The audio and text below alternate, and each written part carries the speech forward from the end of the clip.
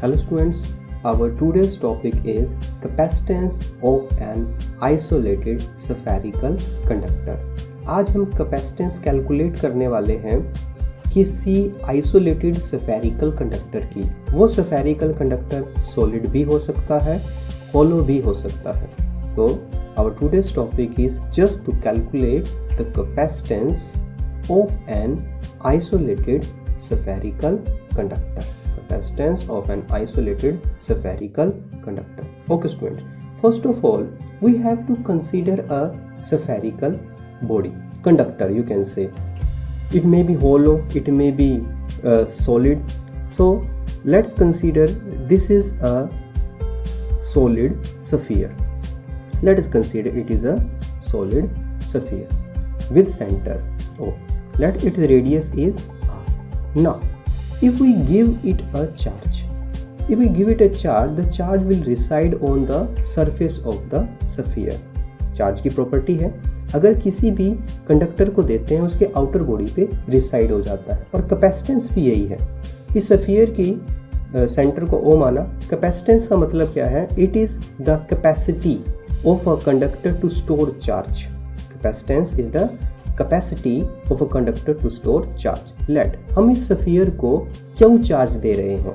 Let's suppose plus Q is the charge given to the solid sphere. Let plus Q charge given to a solid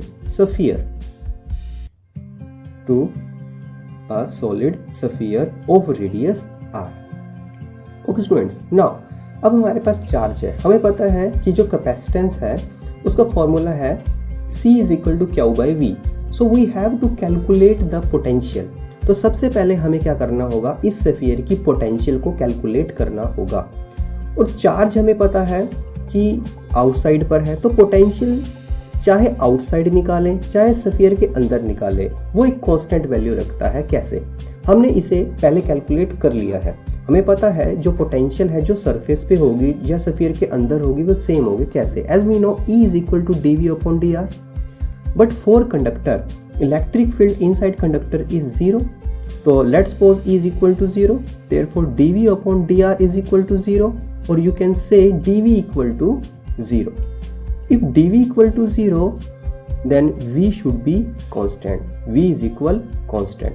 तो जो V हम calculate करने वाले हैं, चाहे वो हम स्फीयर के आउटर सरफेस पे कैलकुलेट करें, चाहे स्फीयर के अंदर कहीं भी कैलकुलेट करें या सेंटर पे कैलकुलेट करें, ये वैल्यू सेम आएगी। तो हमें क्या करना होगा? जो हमने चार्ज कंसीडर किया है plus Q charge given to the solid sphere radius R। First of all इसने क्या किया? वो बॉडी पे रिसाइड हो गया। This charge spreads uniformly over the outer surface of the sphere. This charge spreads uniformly over the outer surface of the sphere। हमें पता है चार्ज स्फीयर के अंदर नहीं होगा, बट अगर हम कैलकुलेशन करना चाहते हैं तो हम सपोज कर लेते हैं, कंसीडर कर लेते हैं कि ये सारा का सारा चार्ज सेंटर पे रखा हुआ है। एक्चुअली नहीं है, बट कैलकुलेशन के लिए, क्योंकि इससे हमें सिर्फ डिस्टेंस चाहिए चार्ज का। But if the charge is suppose to be concentrated at the centre O, हमें सपोज किया है, एक्चुअल में सेंटर पर चार्ज नहीं है। तो आप ऐसे भी कर सकते थे, चार्ज को आउटर सरफेस पे कंसीडर कर लो और उसका पोटेंशियल सेंटर पे निकाल लो। बट हमने एक्चुअल में जनरल केस में क्या समझा हुआ कि चार्ज के चारों तरफ किसी दूरी पर हम पोटेंशियल फाइंड करते हैं। तो हमने यही किया, सेंटर O पर चार्ज को कंसीडर कर लिया और उसका पोटेंशियल फाइंड करने वाले हैं उसके सरफेस पे, जो कि इक्वल वैल्यू होगी। Then potential at any point on the surface of sphere, then potential at any point on the surface of sphere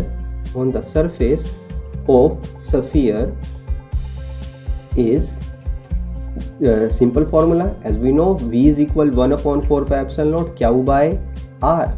1 upon 4 pi epsilon naught charge कितना है जो सेंटर पर आ चुका है? Q अपॉन, और कितनी दूरी पर निकालना है? R डिस्टेंस पर, जो कि रेडियस होगी स्फीयर की। This one is the potential. Okay, क्योंकि इलेक्ट्रिक फील्ड 0 था तो पोटेंशियल सारी तरफ क्या होगा, इक्वल वैल्यू रखेगा, कांस्टेंट होगा।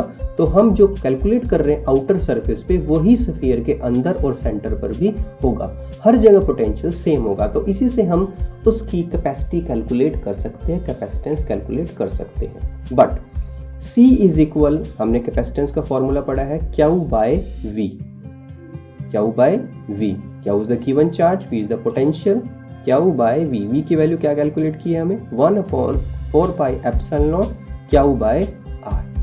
तो Q से Q कैंसिल हो जाता है नाउ, तो 4 पाई एप्सिलॉन नॉट R ऊपर आ जाएगा, तो C is equal to 4 pi epsilon naught R, 4 pi epsilon naught R। Now hence this is the capacitance of an isolated spherical conductor.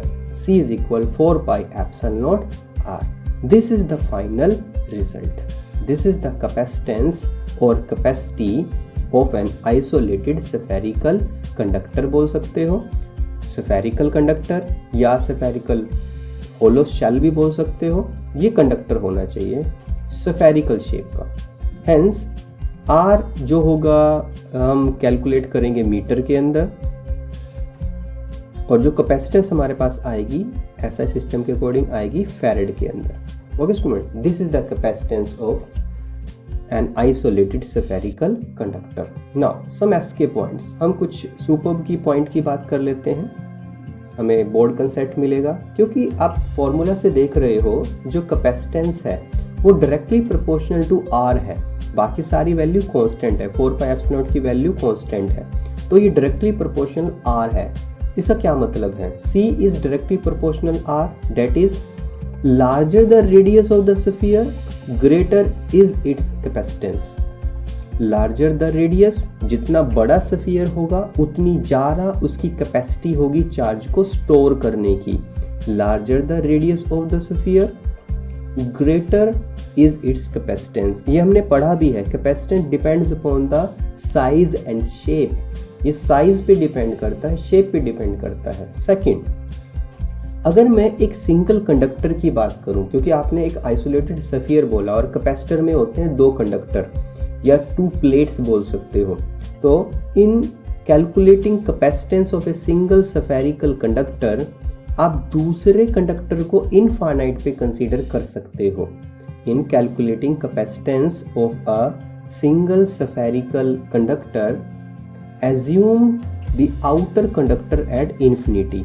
Actually हमने एक concept इससे पहले प्रिंसिपल पढ़ा है पैरेलल प्लेट कैपेसिटर, जिसमें हमारे पास 2 कंडक्टर होते हैं, शेप बदल जाने से कैपेसिटर का नाम बदल जाता है। तो अगर मैं स्फीयर की बात करूं तो दूसरा कंडक्टर भी एक स्फीयर होना चाहिए जिसने उसे बंद किया है, तो वो कहाँ होगा, एट इन्फिनिटी।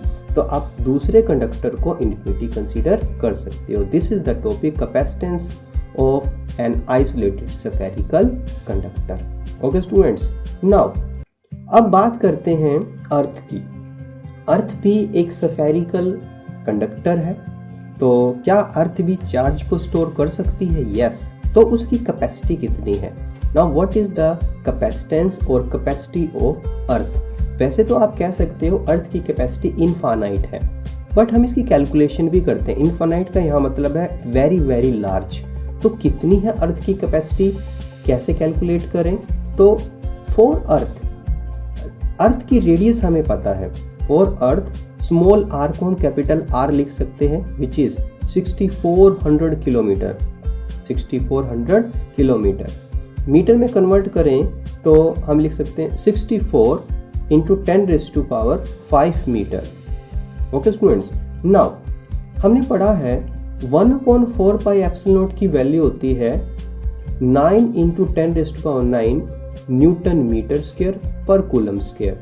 तो 4 पाई एप्सिलॉन नॉट की वैल्यू उसकी रिवर्स हो जाएगी, 1/9 इंटू 10⁹ यूनिट भी रिवर्स हो जाएगी कूलम स्क्वायर पर newton metre square. Okay students, now as we know the formula of the capacitance of an isolated spherical conductor 4 pi epsilon naught R, यहाँ पर कैपिटल R लिख सकते हैं। तो 4 पाई एप्सिलॉन नॉट की वैल्यू हमारे पास है which is 1/9 into 10⁹ 64 into 10⁵ radius की जगह, तो इसे कैलकुलेट करें तो हमारे पास वैल्यू आएगी 7.11 इंटू 10⁻⁴ फैरड। ये यूनिट आई है फैरड में। हम इसे और सिंप्लीफाई कर सकते हैं। और सी, अगर हम इसे 100 से मल्टीप्लाई करें और 100 से डिवाइड करें तो जो 100 से मल्टीप्लाई होगा तो उसे बनेगा 711 और जो डिवाइड में -2 थे ऊपर जाके माइनस के 2 उसे -6 बना देंगे, तो 711 10⁻⁶ फैरड। और 10⁻⁶ को क्या लिख सकते हो, इसे लिख सकते हो माइक्रो। तो आप लिख सकते हो 711 microfarad. This is the capacitance or capacity of earth. This is the capacitance of the earth. It is a very very large value. जब अर्थ का साइज इतना बड़ा है तो उसके लिए 711 माइक्रोफैरड इसके यूनिट है। तो फैरड बहुत बड़े यूनिट है। तो आप कह सकते हो सुपर्ब की पॉइंट फर्स्ट में farad is too big unit of capacitance, क्योंकि अर्थ का साइज इतना बड़ा है तो इसकी कैपेसिटी माइक्रोफैरड में है, तो जो कैपेसिटेंस है फैरड उसका साइज कितना होगा। तो farad is too big unit of capacitance के बहुत बड़े यूनिट है।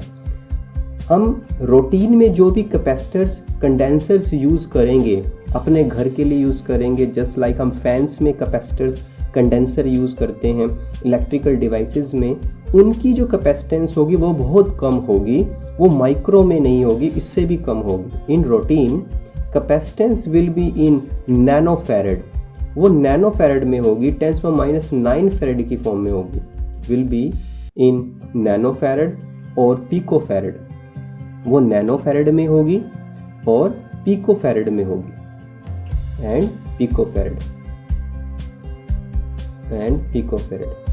ओके स्टूडेंट्स, तो आप कह सकते हो farad is a very very big unit of the capacitance, and this is the topic capacitance of an isolated spherical conductor.